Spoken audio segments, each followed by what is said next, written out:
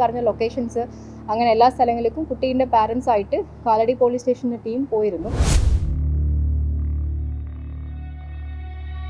Body കണ്ടെത്തിയതായിട്ട് നാട്ടുകാർ പറഞ്ഞതിൻ്റെ അടിസ്ഥാനത്തിൽ പെട്ടെന്ന് നമ്മൾ ക്രൈം സീന് പ്രോപ്പറായിട്ട് കൺസീൽ ചെയ്തിരുന്നു. ഇൻവെസ്റ്റിഗേഷൻ ഇപ്പോൾ സ്റ്റാർട്ടിംഗ് സ്റ്റേജിലാണ്. കുറച്ച് തെളിവുകളൊക്കെ നമ്മൾ കളക്ട് ചെയ്തുകൊണ്ടിരിക്കുകയാണ്. വേറെ ആരെങ്കിലും ഇൻവോൾവ്മെൻറ്റ്സ് ഉണ്ടോ, ഇപ്പോൾ പാരൻസ്ക്ക് വേറെ ആരെങ്കിലും മേലും സംശയങ്ങളുണ്ടോ, അവരുടെ മൊഴികളും എലാബറേറ്റായിട്ട് രേഖപ്പെടുത്താറുണ്ട്. നമസ്കാരം.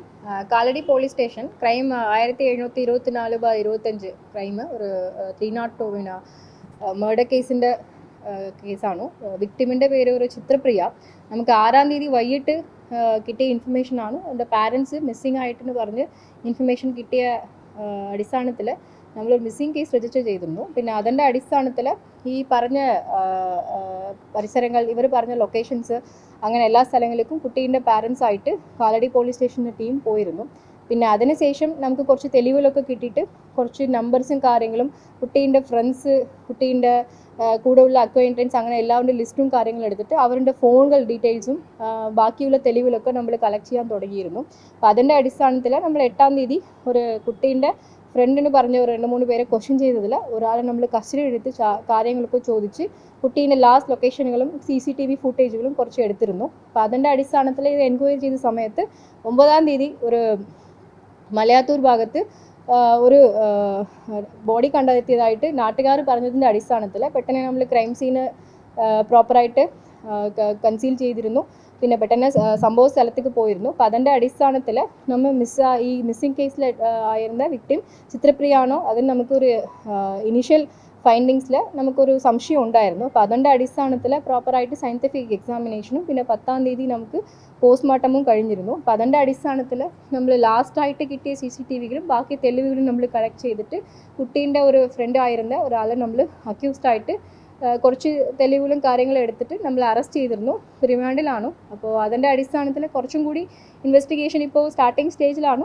കുറച്ച് തെളിവുകളൊക്കെ നമ്മൾ കളക്ട് ചെയ്തുകൊണ്ടിരിക്കുകയാണ്. അപ്പോൾ കുറച്ച് CCTVകളും കുട്ടീൻ്റെ ബാക്കിയുള്ള ഫ്രണ്ട്സിൻ്റെ കോൺടാക്ട് ഡീറ്റെയിൽസും ഫോണും ബാക്കിയുള്ള കാര്യങ്ങളൊക്കെ സയൻറ്റിഫിക് എക്സാമിനേഷനൊക്കെ സാമ്പിൾസൊക്കെ ഫോറൻസിക് എക്സാമിനേഷനൊക്കെ കൊടുത്തിട്ടുണ്ട്.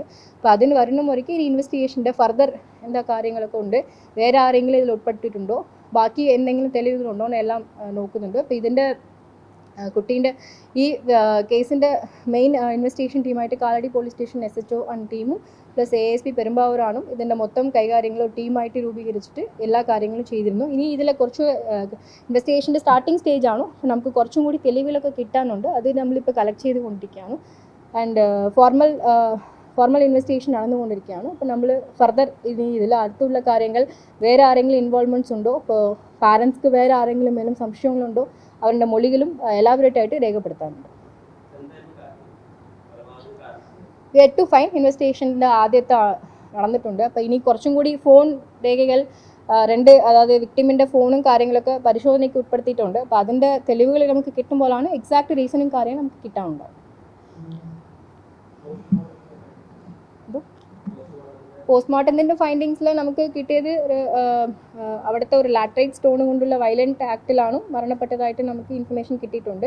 അപ്പോൾ അതിന് ഫർദർ ക്വസ്റ്റ്യനിങ്ങും ഡോക്ടേഴ്സിൻ്റെ മൊഴികളും രേഖപ്പെടുത്താറുണ്ട്.